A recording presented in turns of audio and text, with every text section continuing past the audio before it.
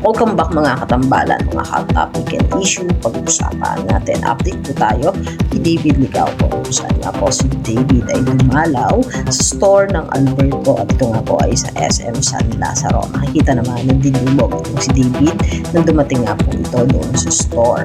At makikita rin na nakipag-banding itong si David sa kanyang mga fans.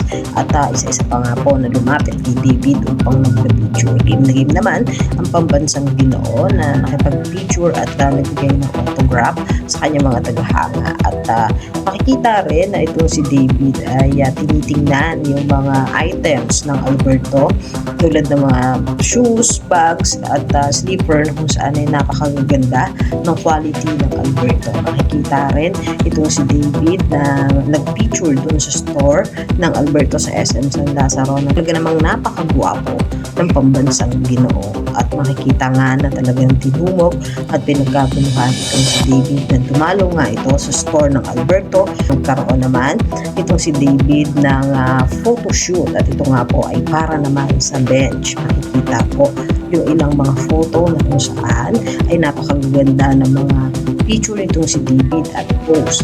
At sa bawat photo nga po ay talaga namang lutang na lutang ang kagabuhan ng isang pambansang Ginoo. At dito lang po ay naglabas nga ang bench ng set itong si David na kung saan nga po ay talaga namang napakagwapo dun sa lahat ng mga photo niya para po doon sa bench.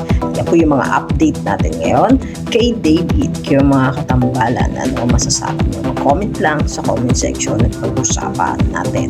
Yan ang mga hot topic and issue dito lamang sa Tambalang Chiki.